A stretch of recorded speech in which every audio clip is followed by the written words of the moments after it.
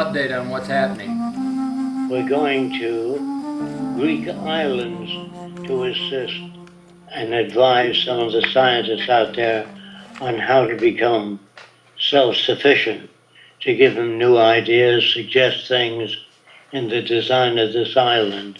It's sort of a green project in which they hope to develop wave power, wind power, many other things. So they want to ask a lot of questions. We're going on a boat trip that'll last several hours, and there we'll get a chance to discuss ideas and things. The trip here has been very successful. Many students and young people and older people are very much interested in the Venus Project, and it's been an overwhelming success, I'd say. Oh, by the way, a police car escorted us and took us up to the mountain halfway. And a police car, they were very nice young people, nothing like police elsewhere. So they didn't try to arrest you? No, not yet. Maybe they don't know enough about the Venus Project.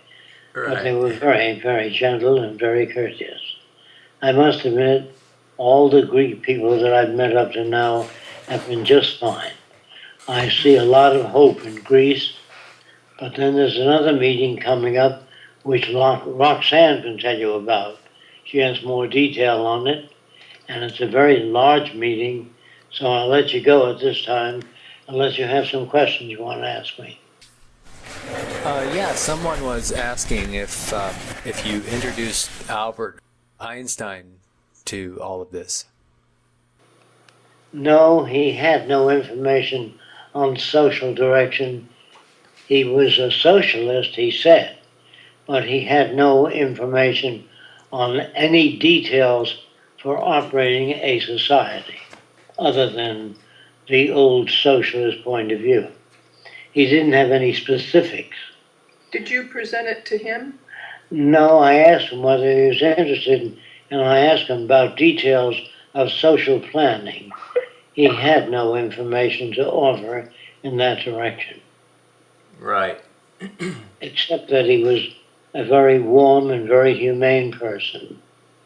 And he endorsed anything that had inkling of social betterment. The scientists here are very interested in the Venus Project. Most of the students are very well informed, and most people that came to sessions have been following the Venus Project for years. So they're really interested. That's great. And I heard you had a sold-out crowd in Athens. Is that so, Roxanne? Roxanne tells me yes. She's going to fill you in on the next meeting.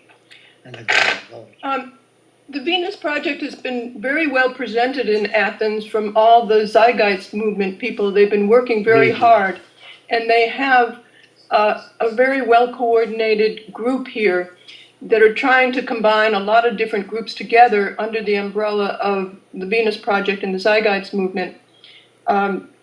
So a lot of the professors in this area have been showing Zeitgeist Addendum and even Zeitgeist to their class and discussing it. And so even a television station has run Zeitgeist Addendum and Zeitgeist on their mainstream television station, so it's quite a different atmosphere here. Athens is on the brink of some kind of collapse, and many people are angry, and there's a lot of protests out in the streets, so it's a very different kind of atmosphere. They're looking for answers.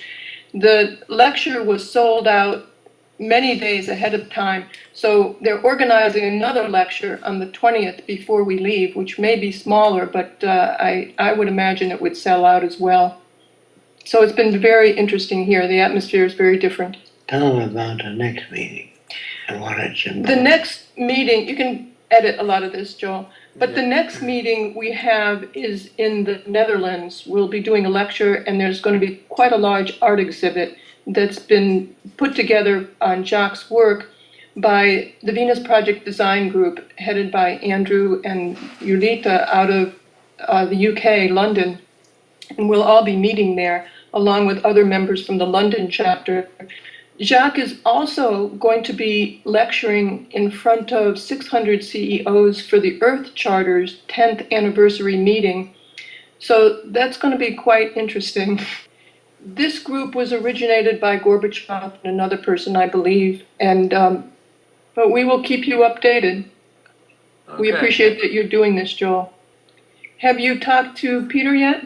I'm going to speak with Peter tomorrow, so Good. if I don't have Okay. enough, I might have to do two separate postings. We'll just see how it goes. And you can talk to him about the video, huh? Yeah. Well, he already. Yeah. A priority for us is to do a major motion picture. We may call it And the World Will Be One, WON. We feel that films, as illustrated by Peter Joseph's film, Zeitgeist Addendum, films get to more people in the shortest amount of time. And we could show what life would be like in a resource-based economy, and then show flashbacks of how we get from here to there. So it answers people's questions very well. When Jacques is interrupting me, he wants to say something. Wait a minute. I will, right after this. Excuse me. So we feel that people would walk out of that film and say, demand, why don't we build this now? And then hopefully at the end of the film show that we're breaking ground on the first city. But we look at this as kind of a social therapy, so people will have a direction to work toward. In the past, films on the future have really been working against us because they're so detrimental. They make people afraid of science and technology. But those types of films were written by artists and made to make people afraid. They really talk about the free enterprise system in the future, and what we're going to present is something entirely different. A lot of people, particularly what they call industrialists or capitalists, fear that the Venus Project will put them out of business. This is not true. The standard of living of everybody will be far above the wealthiest today. If they don't understand that, which they probably won't, when you have research labs working on problems common to all people, like heart disease, cancer, no more digging up nickels and dimes for medical research. We'll give every lab whatever they need to go ahead and further their research. I want to say this again, that we don't want to kill anybody or hurt anybody. We just feel that the free enterprise of today will have a much higher standard of living than anything available today. I want to give you an example of that. When scientific research is turned loose to turn out everything, new energy systems, alternative energy systems, that the scientists and the wealthy people will all be better off.